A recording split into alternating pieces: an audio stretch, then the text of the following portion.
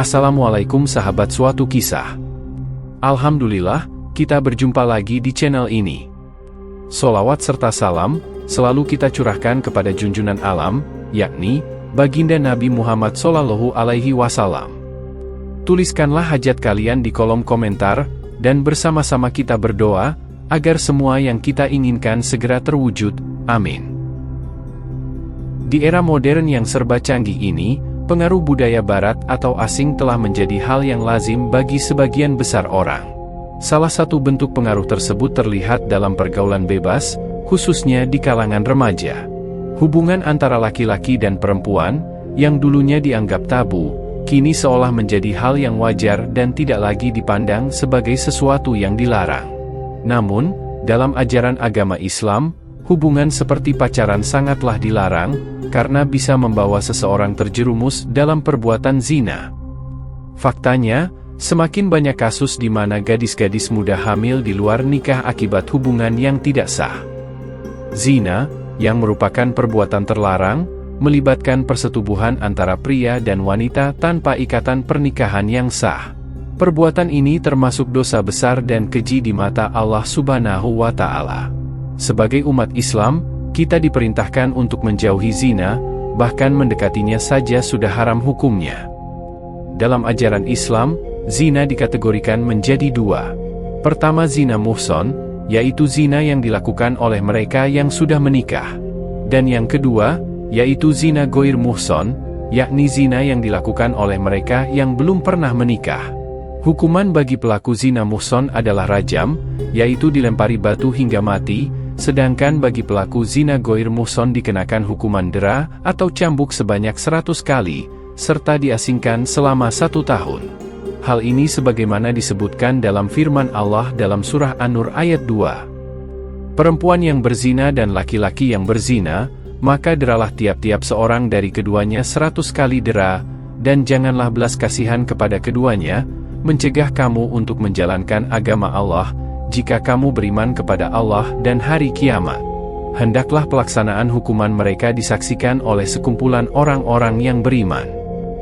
Selain itu, dalam surah An-Nisa ayat 15 disebutkan bahwa, dan terhadap para wanita yang mengerjakan perbuatan keji, hendaklah ada 4 orang saksi di antara kamu yang menyaksikannya. Kemudian apabila mereka telah memberi persaksian, maka kurunglah mereka, wanita-wanita itu, dalam rumah sampai mereka menemui ajalnya atau sampai Allah memberikan jalan lain kepadanya. Lalu, bagaimana cara seseorang yang telah terjerumus dalam zina untuk bertaubat?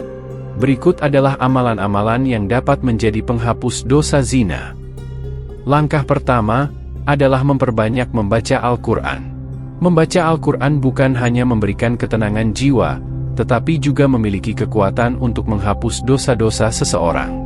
Al-Quran adalah pedoman hidup yang dapat menjernihkan hati dan menuntun kita kembali ke jalan yang benar.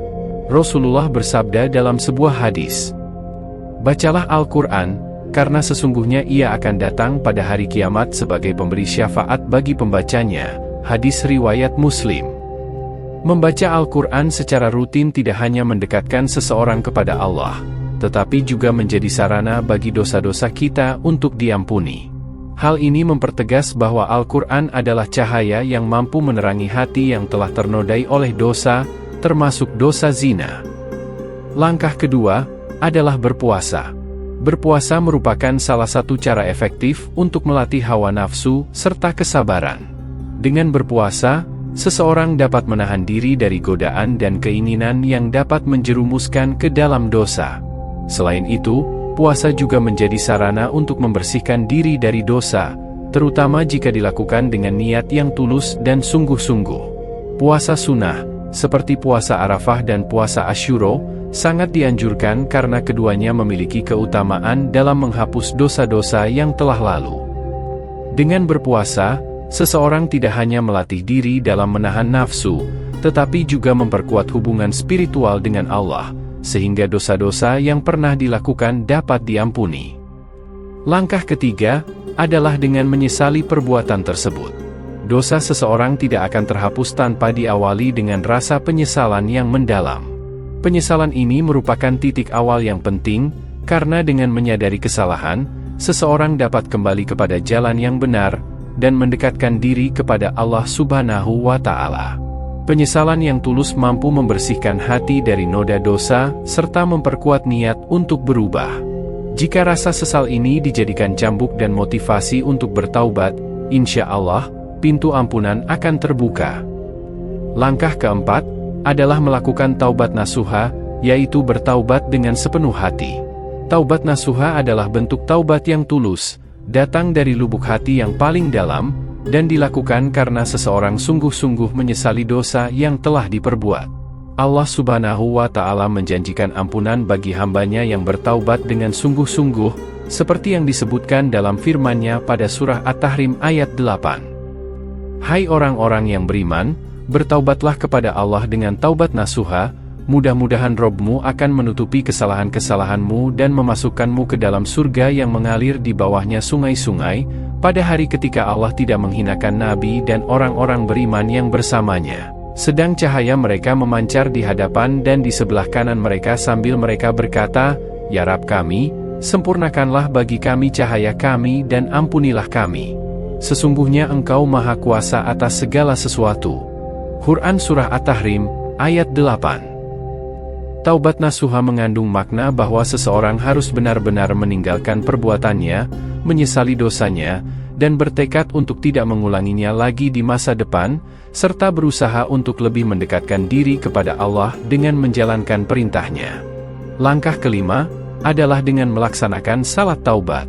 Salat merupakan salah satu cara paling utama untuk mendekatkan diri kepada Allah Subhanahu wa Ta'ala, serta menghapus dosa-dosa yang telah dilakukan. Bagi seseorang yang ingin bertaubat dari dosa-dosanya, salat taubat adalah bentuk ibadah khusus untuk memohon ampunan.